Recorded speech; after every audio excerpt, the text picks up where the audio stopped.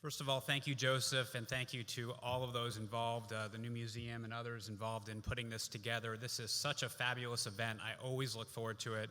I was actually a participant in the Idea City event a couple years ago and really got so much out of it, so I'm delighted to be back again. As Joseph mentioned, I run the Center for an Urban Future, which is a think tank based here in New York City. We focus on how to expand economic opportunity and diversify the local economy. And given the title of this event today, I think it's really exciting to be a part of this because I think that our organization uses policy research to elevate issues that have long been invisible or barely visible onto the radar of policymakers. So as some examples, we've written about young people aging out of the foster care system, the aging of the city's immigrant population. We've written about low-income entrepreneurs and about the critical role of often overlooked institutions like public libraries and community colleges. As the title of the panel implies, we're in a unique moment today, where there is reason for hope that at least some of the city residents whose lives have gone unnoticed by policymakers may finally be finding their voice. From Cairo to São Paulo to Hong Kong and New York, large numbers of people are making their voices heard. While the protest movements have not all accomplished their goals, the images on social networks and television screens of thousands of people protesting injustices have powerfully shown us all what is possible. It's also begun to have an impact on the political process. Just a few days ago, a woman who was one of the anti-poverty protesters trying to occupy a bank in Barcelona that was foreclosing on homes was elected mayor of the city of Barcelona. Months after Occupy Wall Street, New York City elected a mayor running on a platform of attacking inequality. After more than a year of rallies by fast food workers demanding a higher wage, New York Governor Cuomo recently announced his intention to do an end run around the state legislature and raise the pay of thousands of fast food workers. These are meaningful steps forward. At the same time, however, it seems like the ranks of the invisible in cities like New York are only growing. Here are a few examples from New York. Homelessness in the city reached its highest levels since the Great Depression recently, with shelter populations now exceeding 59,000 people, including 23,000 children. More than 170,000 young adults in the city are neither working nor enrolled in school. Another 133,000 young adults work in low-wage jobs with limited opportunity for advancement. Together, they account for 35% of the city's 18 to 24-year-old population. Nearly 130,000 immigrant seniors in New York City, or 24% of all older immigrants, are living in poverty. Older immigrants comprise 46% of all seniors, but 65% of all seniors living in poverty. A couple more notes about older immigrants, a topic we've written about. They earn about half the income as native-born seniors in New York City and are much less likely to receive Social Security and other government benefits, and they literally don't have a voice. 60% of immigrant seniors in New York have limited English proficiency, but the numbers are even larger among some of the fast-growing groups from Asia and Latin America. For example, 94% of Korean seniors, 92% of Chinese seniors, and 91% of Russian seniors struggle with English. The New York City Housing Authority, or NYCHA, manages the largest public housing system in the nation with somewhere between 400,000 and 600,000 residents, more people than a lot of big cities in this country. These residents have some of the highest levels of poverty in the city, and a significant share of the buildings in our public housing system have persistent problems with mold, broken elevators, and other basic maintenance issues. For most New Yorkers, however, this population is out of sight and out of mind. So who's looking out for these folks? Who's giving them a voice? In New York, at least, much of that role has fallen to community-based organizations and advocates, groups like Rosanne's Brownville Partnership. But while New York has a much stronger nonprofit infrastructure than other cities, some of the city's poorest neighborhoods have poor quality local organizations. And in many neighborhoods, the most local level of government, the community board, does not come close to reflecting the diversity of the local population. As you'll hear from our panelists today, there are other hugely important catalysts for change, including artists. There's a lot more to tackle over the next hour or so, but we have an amazing group of panelists to get us there, all of whom are incredible thinkers and doers, and each of whom has a unique perspective. So I'm really thrilled to get this started and introduce them now. We are going to start with Jonathas de Andrade, who lives and works in Recife, Brazil, and creates art that investigates cultural phenomena that are in danger of vanishing. He has participated in the 12th Lyon Biennial, the 2nd New Museum Triennial, the 12th Istanbul Biennial, and a lot more things. He has received a special jury prize for the Future Generation Art Prize exhibition at the Victor Pinchuk Foundation in Kiev, and I am very excited to hear about some of his incredible work in Recife. Everyone, Jonathas.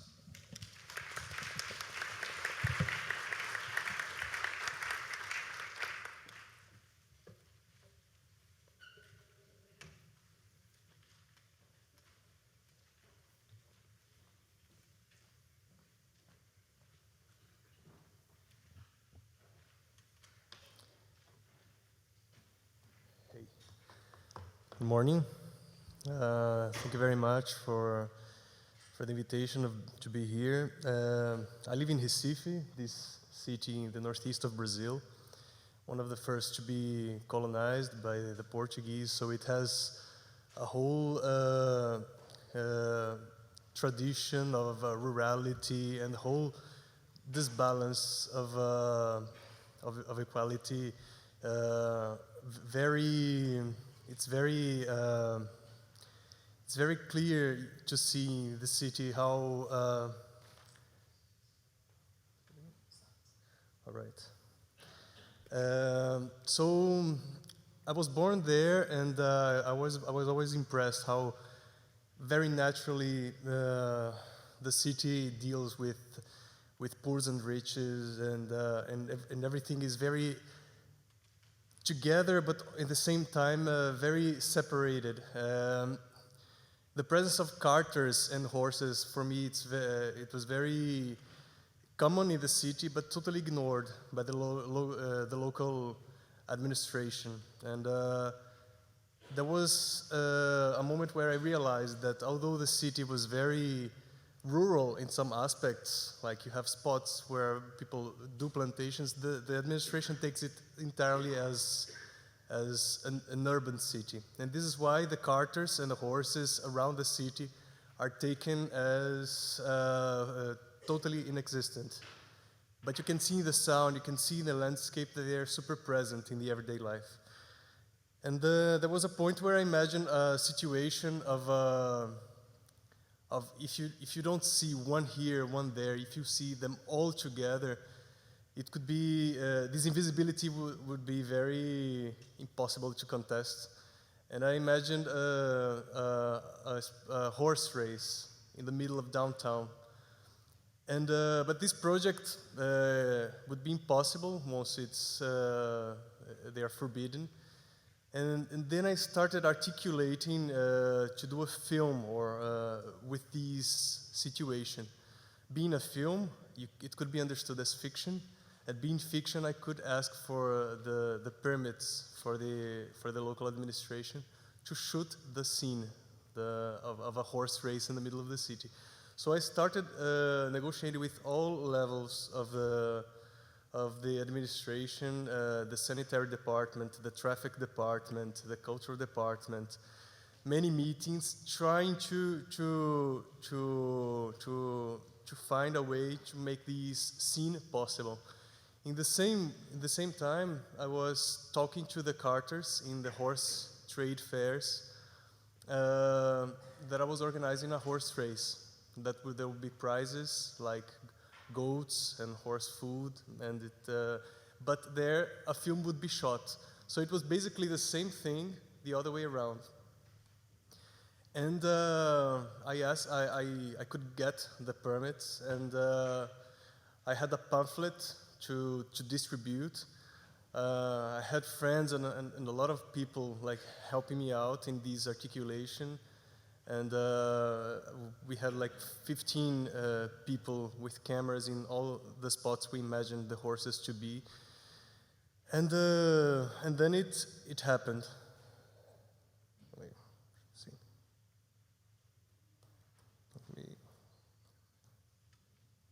Yes. Around 50 carters showed up, and I had no guarantee that these participants would show up. So suddenly I had like the police asking me, but where are the actors? And they were supposed to be here at 2 o'clock, and it was already going to 3 o'clock, and all my friends were like, what if they don't show up? And I was like, I started realizing that was totally risky and totally put to a chance. But then around 50 carters and a lot of men riding and women riding horses showed up. And by the first time I had like an experience of a massive situation where in a way I recognized something that was already there in the city, and I just created a situation that was possible to make them to be together. So 2 understandings of the city were very close at that moment. And let me see. So it was very, for me it was very crazy to see, I just realized very close to the date, the level of risk that thing was putting. Like people could get accidents, and I had to I started receiving some contracts of responsibility to sign, that I was responsible to anything that happened there. And I had myself no clue of the details in doing that. So all the how can I say, the rules we created for the race and for the event had to be adjusted once the carters arrived. And when I said, okay, so everybody is going to be organized here, we thought of these, so we do the start, and they said, no, you can't put like 20 carts at a time. They will totally get injured, and people will go crazy to win. And then we had to adjust in these negotiations, and then I started understanding that after they were there, I started disappearing as someone who had idealized that, and totally the thing started existing by itself. And there was a moment where we had all the winners, and then we decided to do a sort of parade around the city, and that moment the thing went out of control. So the routes I had imagined, they totally were not respected. And then I was just one of the people more on one cart. I was amazed how an art project could underline something that was every day there, and how the necessity of understanding as fiction is the label legality needs to acknowledge something that it's a presence in every day. And I was amazed how their everyday presence is much more about an everyday taking over the city instead of an organized class movement. I was very interested about this in this project, about how I imagined that a certain invisible group of people, invisibilized by the official point of view, I was questioning myself how much they needed to be organized in a union or in in a cooperative to make them be listened or to be taken seriously in the official point of view. So the idea of the video of the film was to take the images of the horse race and fictionalize it as if there had been an uprising, a taking over of the city, and that was the name of the project. And but then this was 2012, and in 2013, protests exploded in Brazil against the World Cup, against the corruption, and many issues that had been very urgent there. And in 2014, when the law that authorized police to start removing the horses out of the city, and so the carters would be without work and jobs, and the carters actually started going to the streets and protest, and that was for me very, very impressive. This is the pamphlet that made the horse race possible, and this experience in 2014, seeing the carters in protest, for me was very impressive. How I think it's a response of 2013, how the mood, the temperature, the political temperature of contesting, of going to the streets, came back to Brazil. I think the dictatorship was a very strong trauma in terms of social movement and body reaction. And I think the next generations after the dictatorship, they suffered a sort of non-response, of not, the body could feel, but the body was still sensitive to the injustices or to the attack of the social disbalance, but it was not able to respond going to the streets. So for me it was very interesting to understand this moment where the protests came back to the streets as a sort of reconnection of the social body to going to the streets as a tool. Also in this project, it's interesting how the law that authorizes removing the carters is based on the mistreat with animals, which I think it's super important to discuss. But if the law was about that, and the law totally could create mechanisms of instructing or to checking if who is mistreating with animals, the conditions that they are. But the law was totally a pretext of finding a way to move people out. Because with the development of the economic development of Brazil, the hygienization, the social hygienization is super high. The gentrification is super high. So this city, like many others in Brazil, are passing through problems of real estate development that are totally destroying and disfiguring the cities. And so I locate that this issue is one of the so many issues that Brazil has been dealing with its economic effort. Like the World Cup was also part of the plan. The Olympics in Rio. The Indians are being more and more killed. In order to sell historical lands to plantations and to big companies.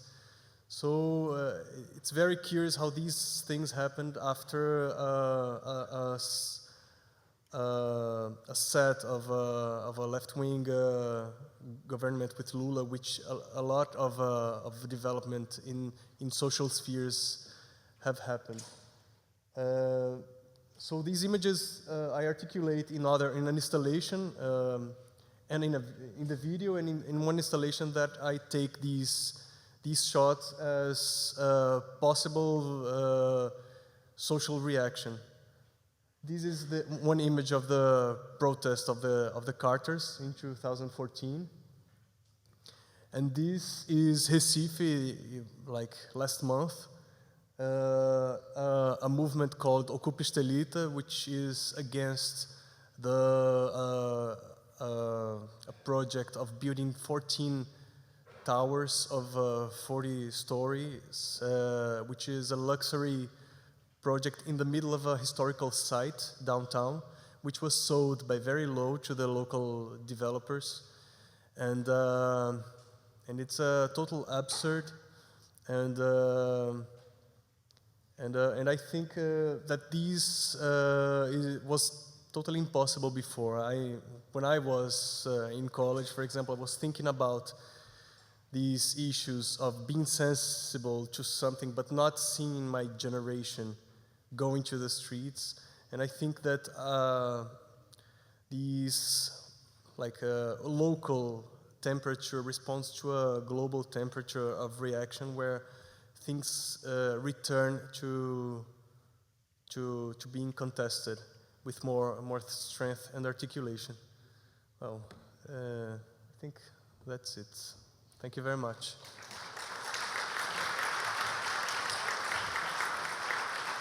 Thank you. Next, Yto Barrada. We're really thrilled to have her here today. Was born in Paris and grew up in Tangier, Morocco. Her work moves across photography, film, publications, and installation, and engages with the specific situation of Tangier as a transitory locale. Here she is.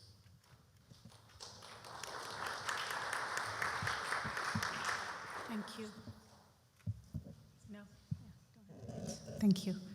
I'm very happy to be in this building. I was teaching here last year, and it was a great experience. I have been running an institution in Tangier that we founded 10 years ago. I didn't bring any images, I brought a book. I still have lots of papers. There's a website, Cinémathèque de Tanger, but I'll pass this book that we just finished that tells the story of 10 years of restoring an old theater in Tangier. Tangier is in the north of Morocco. It's 13 to 14 kilometers from Europe. As you know, the borders have been closed, the European borders have been closed to immigration in the beginning of the 90s as a consequence to the opening of the border inside the Schengen zone in Europe. When that happened, that year, it was the same year as the satellite dishes gave television access to Moroccan to the rest of the world. So coincidentally, as the door closed, the images of the world poured through satellite dishes all over North Africa.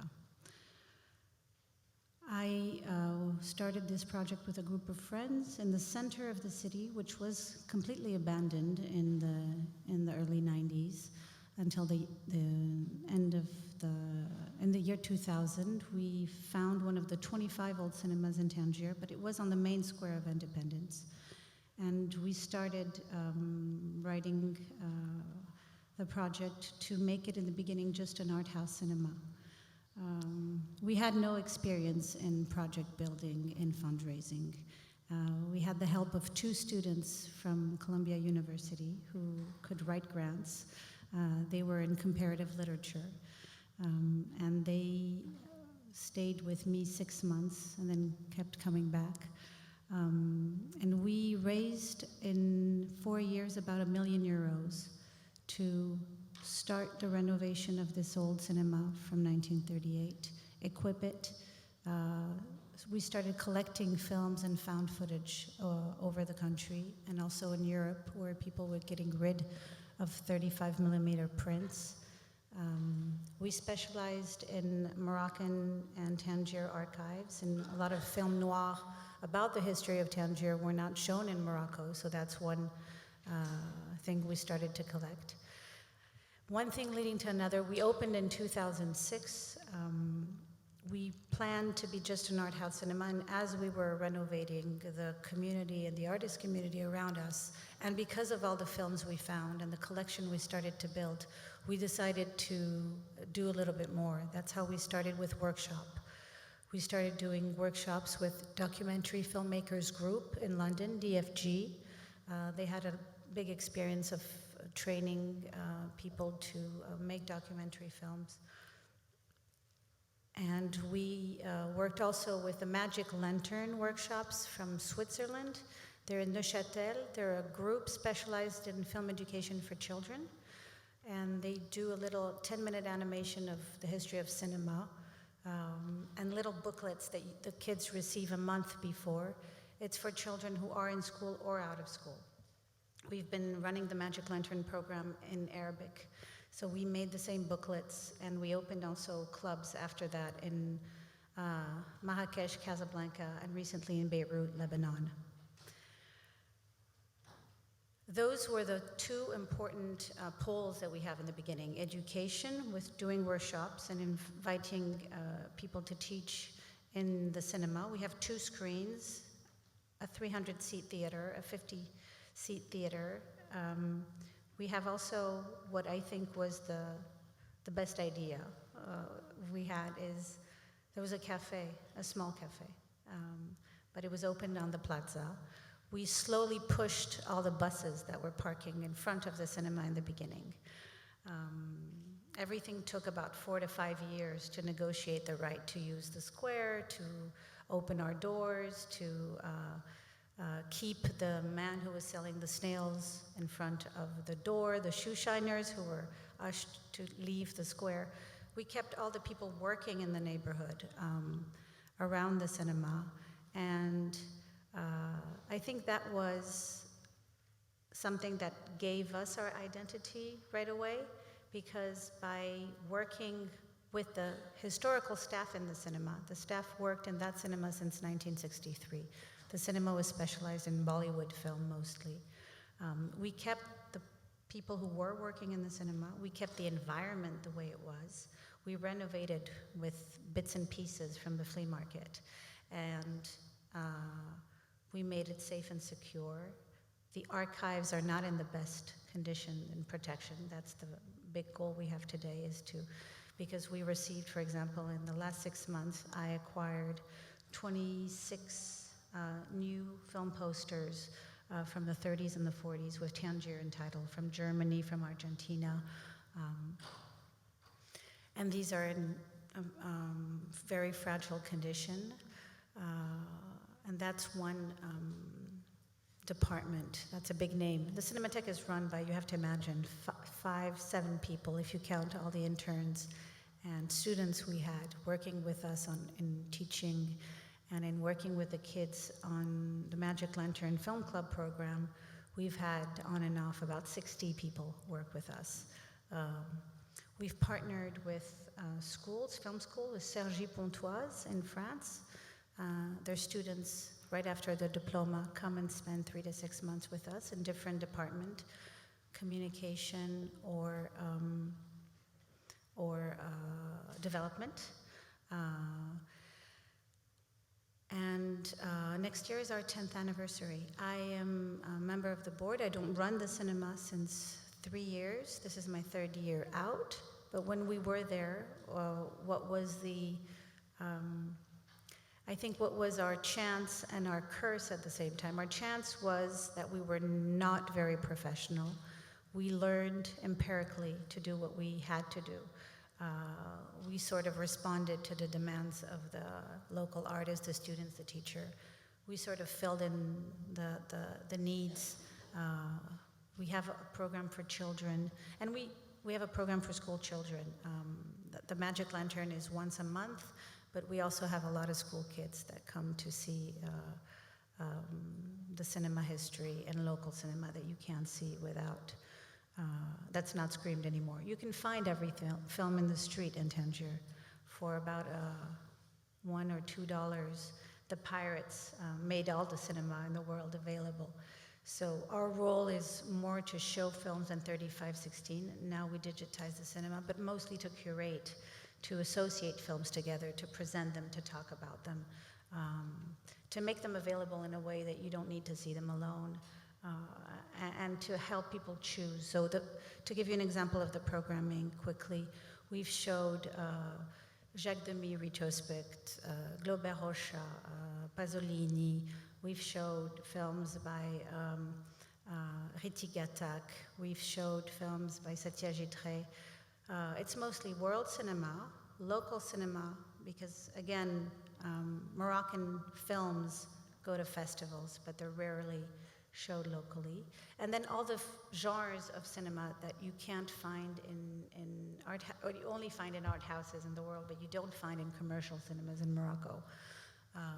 Documentaries, experimental art films, shorts, and student works that don't get releases.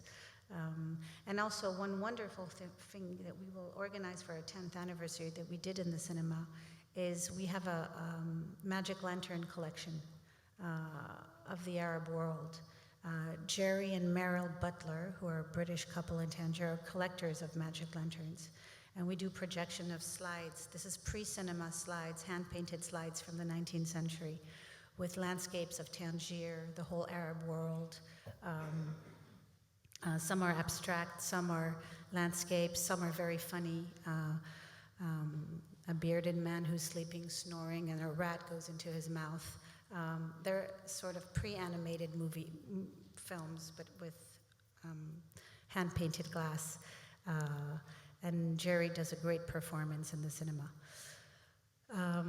I'll end by saying that our chance was our curse, that we were not experimented, that we learned the hard way every step. There is no mode d'emploi. There's no manual about how to run a cultural nonprofit in Morocco.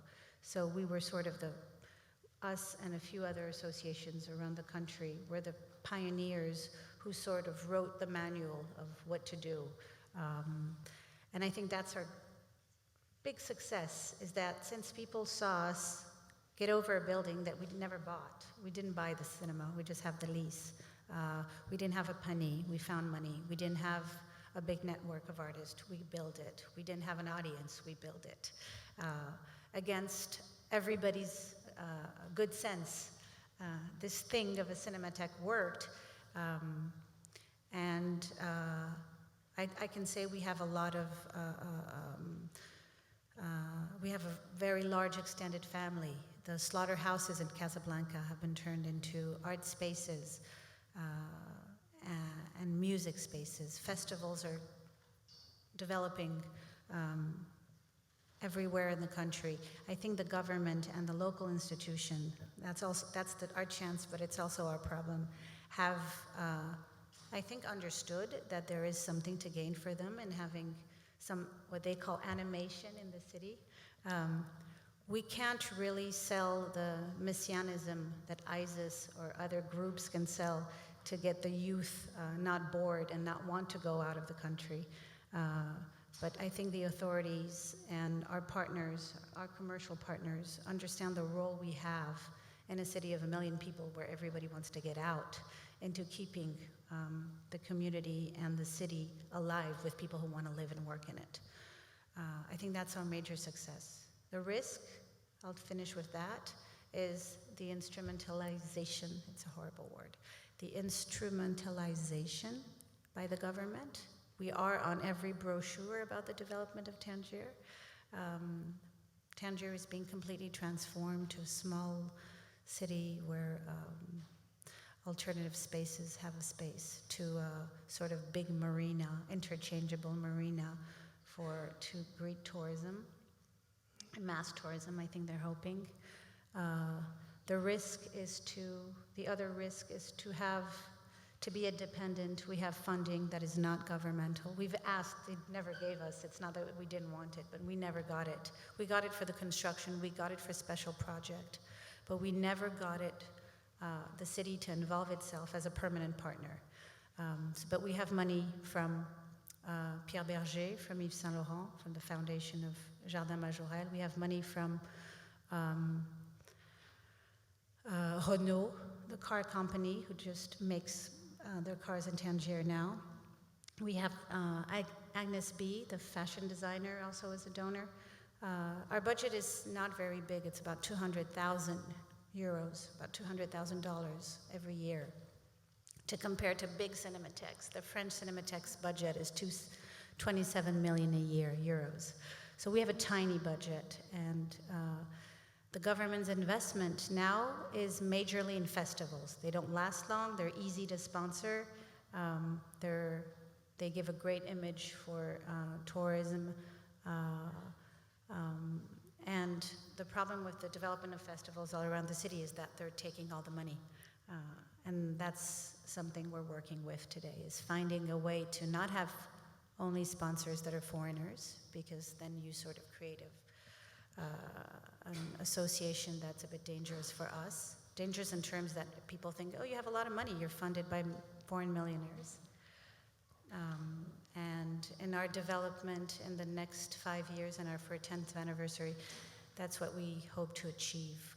Continue doing what we're doing, but a bit easier with local government partnership. Thank you very much.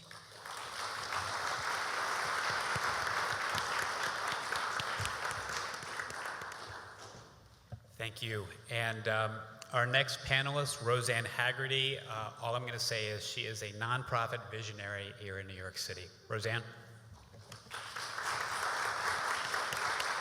Thank you. Appreciate being here this morning. The topic is so important, and I'll just start by saying that invisibility is the enemy of hope. We've certainly discovered in our work that the gateway to finding solutions to the work we do, which is working to end homelessness and prevent poverty from following families past a single generation. You know, the most promising things we've discovered really hinge on the insight that specific knowing and specific visibility is the key to progress, and I'll explain what I mean by that. We have discovered, interestingly, that invisibility is an odd theme to our work, because issues like homelessness, though it appears very evident, we think we understand it when we see disoriented people in public places, and we hear statistics like the one Jonathan quoted earlier, that more than 59,000 people in New York are living in shelters. And we think we understand a great deal about poverty when we know the statistics and we see images of blight and hear stories. But we have found that very little actually is revealed by these broad strokes, and that in the 3 stories I want to share, some of the most promising things we've been involved in really begin by knowing people by name and understanding the specific conditions and engaging people in co-creating solutions to these problems. So this slide behind me shows Times Square in 2003, and each of those cross marks in that 20-block area indicates a person who is regularly sleeping outside on the streets. What was true at the time, many different not-for-profit organizations funded by various government and philanthropic efforts were working in this area, providing basic support to sort of keep people alive and provide food and blankets and offer them rides to shelters. But strikingly, when we got involved with this situation, very few people's names were known. Certainly none of the organizations were collaborating in any way to change the fundamental conditions of people living on the streets there. What we started doing, and it was just really by bringing someone into the organization who had a different way of thinking, who came from a military background, interestingly, was if you're trying to solve the problem of how do we get people from the streets into housing, don't we have to know something about them? And so we started with essentially going out and meeting people, getting their personal information, and asking if they'd be willing to sign a HIPAA-compliant release. For those of you who aren't familiar with HIPAA, it's the medical privacy information, kind of like the global release of privacy data, in order for the specific purpose to be served of helping people to find housing. And everyone but one person among the 55 people who were regularly there was happy to share their information and pointed out that they were having to give their information all the time, every time they were arrested, going to shelters, going to hospitals, but that information was not actually leading to any kind of change in their circumstance. And so once we began with the information and knowing people by name to help people into housing,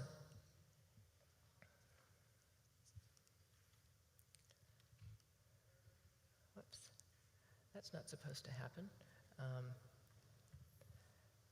Maybe someone else could. There we go. Within 3 years, we were down to 7 people regularly on the streets of Times Square, and that change held. And the insight was pretty profound. That once you started actually working with specific individuals, starting with those who were most vulnerable, whose health was the worst, who'd been homeless the longest, a real different kind of environment was created, a problem-solving environment that really began with a specificity of problem-solving around specific people's circumstances, needs, and opportunities, and desires for where they'd like to live.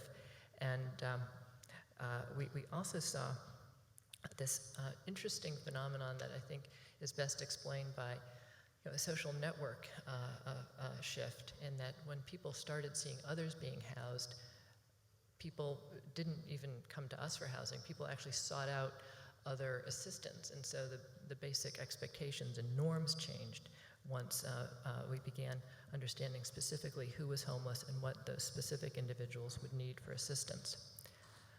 Next story is, this is a gentleman named Ed Givens. We met him initially at the beginning of 2008. He had lived on the streets of Skid Row in Los Angeles for about 17 years at that point. Los Angeles was the first place we went after realizing that a whole different system maybe could be built that was around specifically knowing who was homeless, who was in the most vulnerable circumstances, focusing on those who had sort of been rejected by every program, non-compliant, maybe too difficult, too many different challenges in their lives. But by starting with those outliers, knowing them by name and engaging them in finding a long-term solution to their problem, we imagined that something much more widespread could happen than simply changing those conditions in Times Square. And indeed in Skid Row, and this is 6 months later, once he'd moved into housing, we were able to begin what became a national movement called the 100,000 Homes Campaign. Ed ended up being one of more than 105,000 individuals who were housed in the course of 4 years by 186 cities that participated in essentially using person-specific information, going out and knowing by name everyone living on the streets of their community, and bringing a rigorous, data-focused approach to how do we put our resources, our efforts together in an all-out intentional campaign to get individuals who are vulnerable housed. And I think the headlines there go back to this notion of visibility and invisibility. Once communities had real-time data, a feedback loop that told them, are we doing well against our goal of housing those who've been on the street the longest? How are we doing vis-a-vis other communities? Once all of those patterns and that information and the specific names of individuals were revealed and shared, and their specific opportunities, like who was a veteran and qualified for different resources, who was able to reconnect with family, these cities found that all sorts of new solutions could be opened up, again, once the invisibility was stripped away from the situation. So we began asking ourselves the question, what might happen if we kind of lifted the veil on this question of anonymity and the poverty and homelessness, though we see it and we imagine it. Really, we don't understand it in its specificity very well. And so we started asking the question, could we think about preventing homelessness by using these same ideas? And so we started looking in New York City at the data that was available on individuals and families who were becoming homeless. And what we found was that all the data pointed to about 10 neighborhoods of the city. And even within those neighborhoods, certain census tracts. And you'll see this happens to be a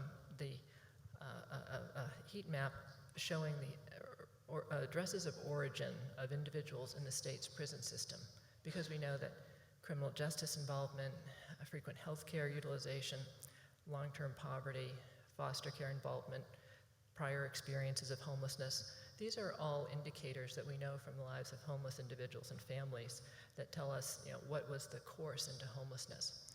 And so while you see just this one map showing prison admissions, we looked at all of these different data sets and found that they overlay the same exact census tracts and blocks. And so we started focusing on that area right there, that very dense, bright red cluster. And what we found there is the nation's largest concentration of public housing. Jonathan mentioned that it's kind of counterintuitive, but New York has one of its glories is its great concentration and abundance of public housing, but one of its enormous challenges is the physical decline of this housing, and also the fact that many of our poorest citizens have been left behind in these neighborhoods without reasonable support or opportunities for social and economic mobility. And so this question of distress being mappable, being visible, and what can we do differently once we see that these clusters of poverty and all of these related symptoms of poverty are actually existing in identifiable places, has led us to create different kinds of institutions in two of these communities, both Brownsville and a similar neighborhood in the north end of Hartford, where we're pulling together both by name information, who are the families in the greatest distress, and the families who are really waiting to plug into some new opportunity to move the neighborhood forward. How are we getting more and more residents involved in sharing and shaping a vision for the transformation of these neighborhoods? And how are we getting the line workers at city agencies, other not-for-profits, to work with families really in much more of a co-created way to move the needle on jobs, on public safety, and on health? And so I'll just end with a real sense of hopefulness that I think we've kind of come to see that it's the way we've been thinking about these programs and kind of getting blocked by the statistics and a false sense of the sameness of people experiencing these problems. And it's only by getting into kind of authentic information on who's struggling, what the nature of the problem is, what the resources are that individuals and institutions can bring to these problems, that we're beginning to see a mobilization that's really much more action and results focused, not just protest focused, and making these conditions and these opportunities visible is the key. Thank you.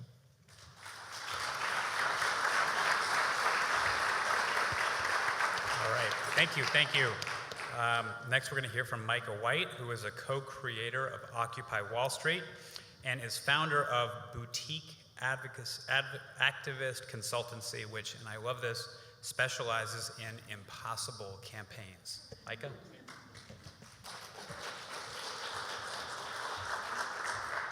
All right.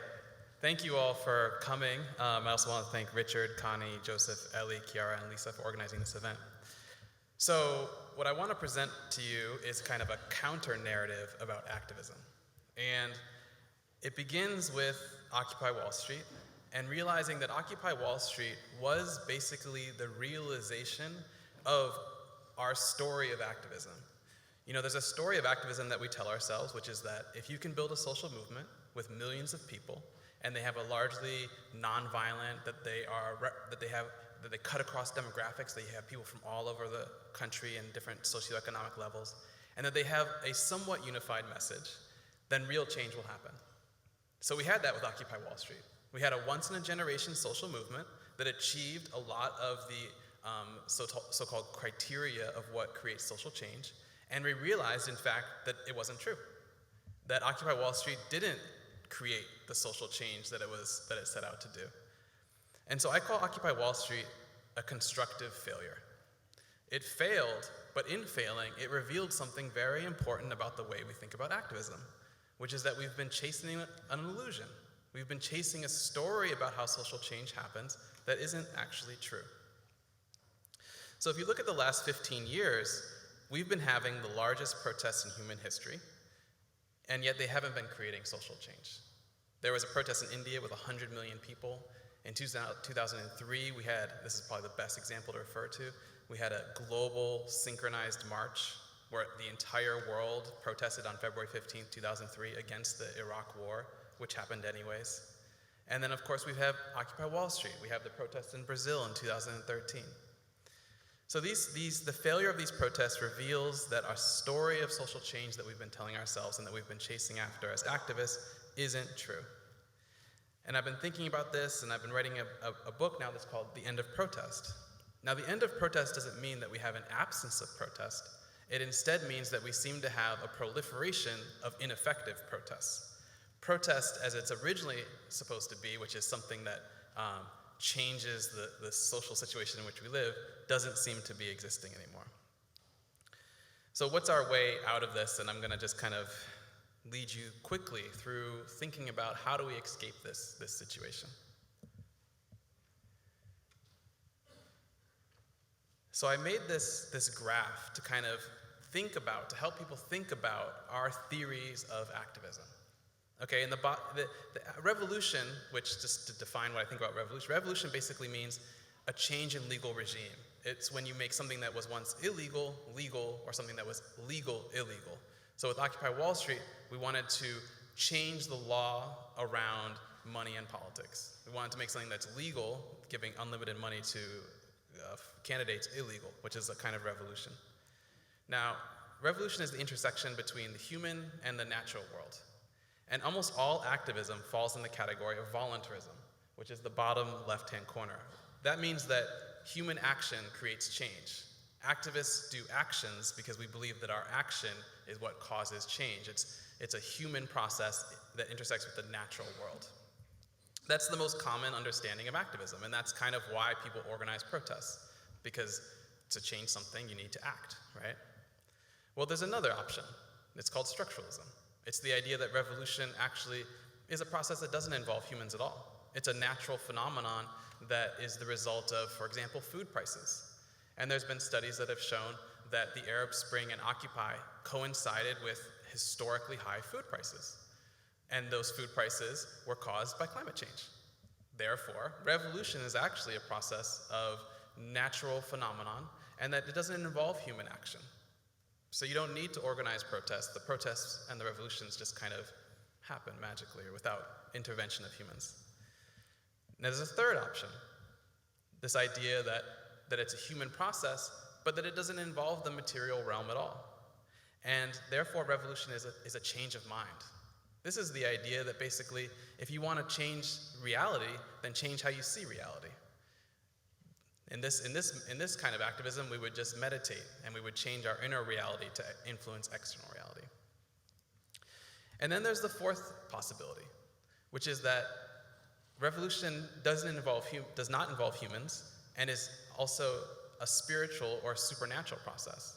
This is the idea that revolution is some sort of act of God, that it's an intervention of divine forces in our reality. This, of course, is the hardest, I think, for contemporary activists to even think about. What would that mean? God is creating revolutions? I don't get it. So I'll just give you one example, and then I'll end, which is that the conquest of Christianity. Now, how is it that Christianity, which was persecuted for 300 years, Christians were killed in front of cheering audiences? How is it that Christianity swept the world? Well, it was two spiritual conversions. The first of St. Paul, but the second, and most significantly, of Constantine. So I'll just briefly summarize that Constantine, he was going to battle against a rival emperor in Rome. When the night of the battle, at noon, he saw in the sky a cross. He saw a cross, so apparently his whole army saw a cross too.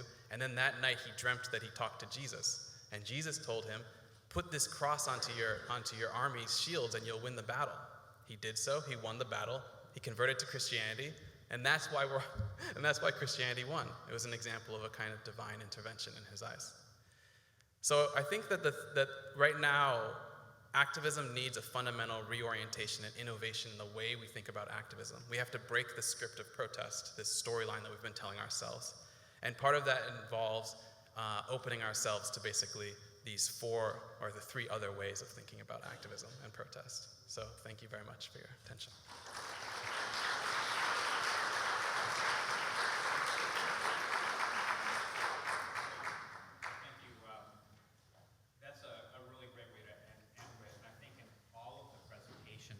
seen a subtext of, Occupy and its effects. I think starting with some of the images that Jonathas talked about in Recife and Brazil, but we've also have very different kind of methods or ways where we've been raising visibility of some of the biggest problems we're facing in cities and in society. I mean, Yto and Jonathas, you talk about art as kind of a catalyst in kind of raising the profile of the invisible in your cities, cities where you have such a kind of strong connection to. Rosanne as a kind of a community solution to kind of take the name of your organization and using data, and Micah talking about kind of whether it's failed or not, kind of the role of kind of organized protests and a larger focus. And I'm just curious, these are all different methods. Like going forward, Yto and Jonathas, have you seen the populations that you helped, kind of bring to light and kind of get them involved in the political process, bring attention to those issues? Has it been a catalyst for further action? For instance, Jonathas, you talked about you'd love to see them have a union or something like that. Has the art that you've done kind of brought them forward to another level? If not, what's next in all of this? I never believed that the project was actually resolving, or it was provoking a sort of spark between a contradiction I understood there was between that group and the official administration of the city. But even when they protested after, I don't relate these to the fact that the race happened as an art project. I believe that some art projects can have this focus or can be triggers to that. But I don't see myself or this project or the type of project I do as necessarily something that is intervening or helping in this way. I totally believe in many levels of action towards like the contradictions I spoke, and activism still, I think it's super important. But I feel myself more as part of a context that in this case I was sensitive to something, to a cause, but I don't think that the project had an intention to actually give a solution or anything like that. I think it shaked things, and I think it helps activating something that it's already there. Do you know what I mean? And Yto, with the Straits Project and some of the work that you've done around Moroccans that have kind of gone on the dangerous journey across to Europe or looking to make a better life for themselves, can you tell us all a little bit about whether your art has been a catalyst, how has it empowered people and given visibility to a lot of folks? No, sadly, I don't think so. Not my photographic work, but I think if you see the Cinematheque as an intervention in space, in public space, I'd say yes, the Cinematheque, with all its failure, is a success into sharing, I think, a methodology, maybe working with people instead of creating a space that is for a reserved population. We made our doors open. Tickets are very, very cheap. That's mainly why we need funding, because to rent a film, for example, I'll give you a very concrete example. You want The Dictator by Charlie Chaplin for a film club for teenagers. The rights are owned by MK2, the distributor in Paris. It's 600 euros, which is 6,000 dirhams. The minimum wage in Morocco is 1,250. So, and our tickets are very, very cheap. So that's, if you have one, even if the cinema is full, we can never pay the legal rights fee, and we want to. So it's a negotiation one by one in our programming to get the films we want and to get them as cheap as possible. One thing is the cinema is open, which means everybody gets in, every age. the expats. We work with local nonprofits that greet migrant workers or people who are in transit, who want to go to Europe and are just staying in Tangier think they're going to be there for a couple of months and end up having to work longer to be able to pay for the passage. The second thing is to restore, the idea of restoring an old building and not building new. I think that's something, there's plenty of industrial spaces available in Tangier for people to take over. And I think the third way was just to work in a really empirical, resolve one thing at a time. In the beginning, we just brought films. Then we turned into a place where people could meet. Girls can sit in the cafe. There's no cafes in Tangier where you can sit if you're a girl. Girls do their homework, for example, after school, students, and they're safe. They're inside, but the doors are open on the plaza. Social mixity, I think gender mixity, and then the programming is essential. Tangier is a city of contraband, and I think that's how I'll link it with my work to end. We smuggle ideas in a non-frontal way. If we want to talk about gay rights, we'll do 15 programs. If we want to talk about women issue, we'll do it by showing Latin American films. If we want to discuss theology and revolution, we'll do it through priests in Latin America, for example. And that will be a way to discuss questioning religion. So I think the programming is the tool. Rosanne, I'm really struck by the kind of the newness of your approach, and that when you think about the number that I rattled off at the beginning, 59,000 shelter population in New York, it's so daunting. It's hard to think that you can have a solution in some ways with a problem so vast, but you've kind of taken it into kind of small pieces, and what you're talking about with data, and first, from the kind of basics of like getting to know people by name and seeing how you can kind of develop solutions to them, and with the Brownsville project, to kind of use data to kind of not have a citywide solution to a big problem, but a very localized problem. And I'm just curious, what's the implications of that, not only for addressing homelessness in other neighborhoods, but for other issues as well, for a city like New York, but for other cities? Like, what other things can you recommend? What are the logical next steps of making use of data for local organizing, advocacy, and delivering services? One of the implications is to actually think about these problems as a series of specific problems, not one big problem, as you say. And I think a metaphor that we've come to find is very useful when you're looking at housing challenges in New York and frankly any city, is to use a medical model. Like, for instance, no one would show up at the emergency room thinking that everyone would get the same treatment or that everyone was equally in crisis, that there are ways of thinking about how we order the delivery of assistance and titrate the kinds of supports that people need in order to be well. And I think that in New York and other cities, what we've seen is that we have lots of fragmented housing programs and housing efforts, but no coherent system. And the way you begin to knit a system together out of its many fragmented parts, it can really be informed by these people at the extremes who have been homeless the longest and are using a lot of public resources, but none of them are solving the problem for them. And so our starting point is, and from a policy standpoint, is how do you build something more coherent with the insights learned from people who are struggling the most and the longest to try to solve a problem. The other, I think, key finding that I think goes to the question of how cities think about these seemingly, like impossible problems is, at least in most American cities, there's plenty of evidence that it's not about the money. It's about how we're putting our resources together and how we're targeting them. New York City now is spending well over $1 billion a year on sheltering people, and we could be providing rent subsidies for a fraction of that cost.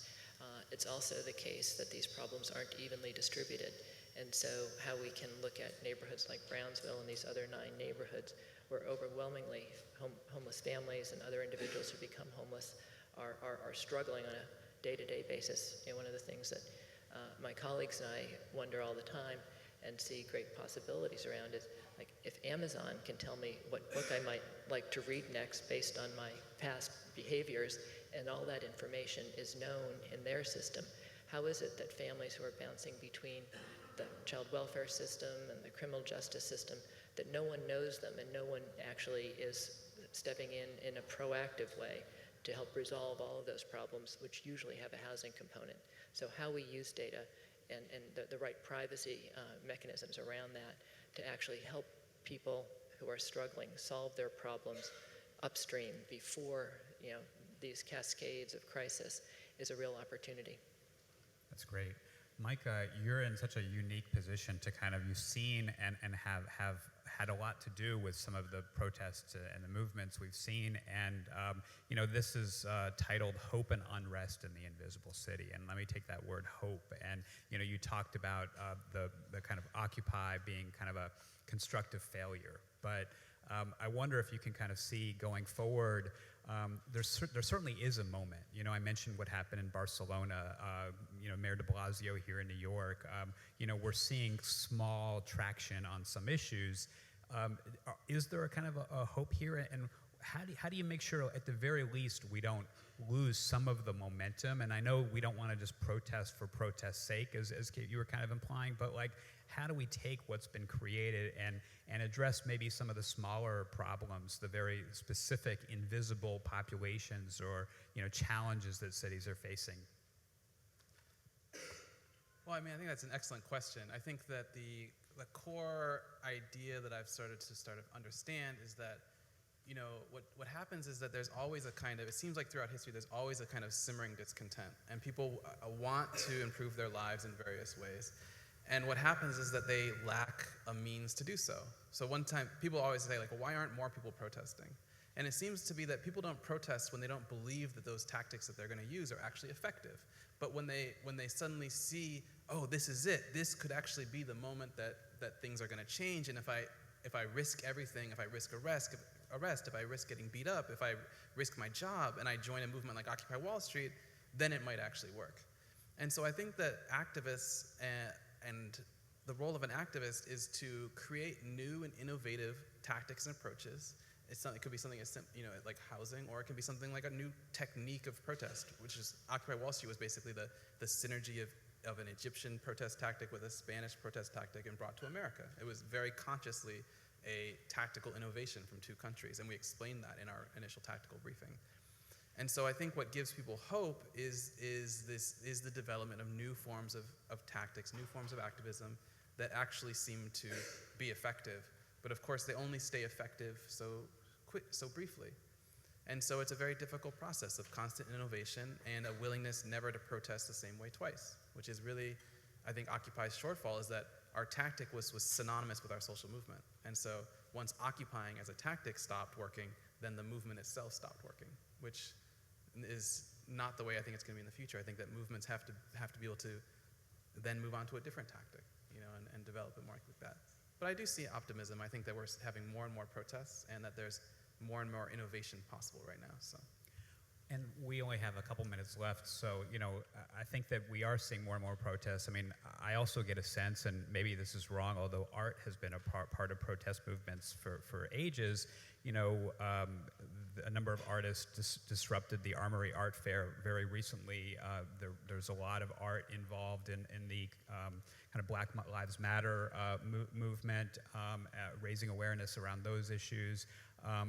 You know, I'm just curious, with social media, it seems like the individual can be involved more now. And do you all have final thoughts, whether it's an artist, whether it's an individual organizing on their block, whether it's someone involved in a larger protest movement or getting that started? You know, what would you like to see going forward to make sure we can continue to give visibility to some of the people that need it the most?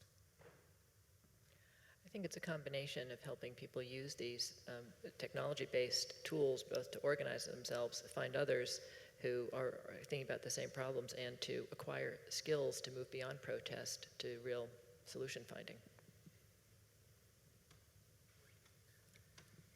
I was thinking about the other question.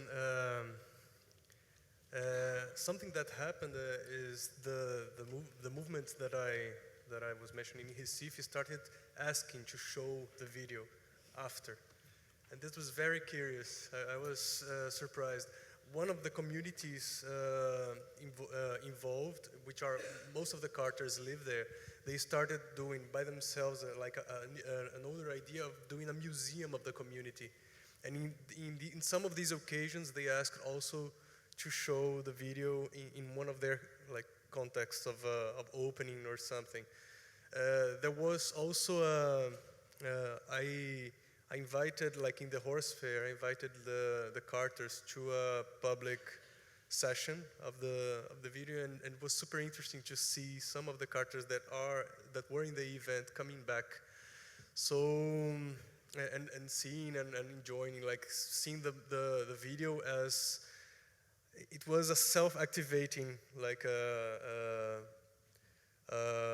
piece, I think. So it's something beyond that I expected, in the sense that I don't see myself properly trying to organize the movement, because I think it's something that they organize themselves. But it's definitely, these project creates a sort of tool that is appropriated by them, and it's theirs. It's totally theirs. Any final thoughts? I think just my thinking about social media, I'd say social networks are important on two fronts. Number one, they spread contagious moods. I think revolutions are actually caused by basically a sense of a special mood. During Arab Spring and during Occupy Wall Street, it was a kind of fearlessness, losing one's fear. And so social networks spread that mood globally. And the second great thing about social networks is that they allow kind of a real-time tactical innovation. So right now, you can tune into protests in Brazil or China, and if some sort of new tactic comes up, we can apply it in America within 24 hours, which is also what we saw with Occupy Wall Street.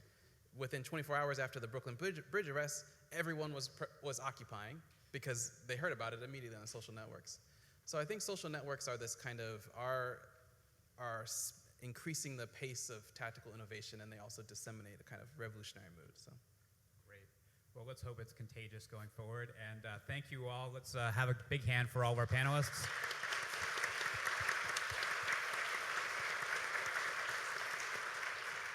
And thank you.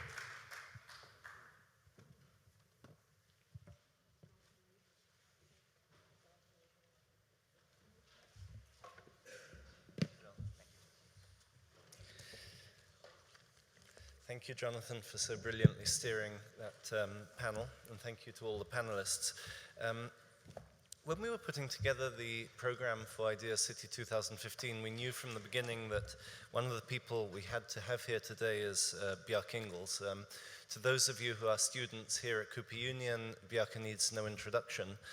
And I think many of the rest of you will have also heard of him or seen his work here in New York. He's, as many of you know, he's working on an extraordinary housing development on the West 57th Street, and upcoming projects just here in Manhattan also involve probably at least two other projects, one colloquially known as the Dry Line, or a storm defense system intended to protect Manhattan from the coming of a second Sandy, but also to create a new park that will stretch along much of its coastline, and other projects that are, I think, still in the pipeline and have only been rumored so far.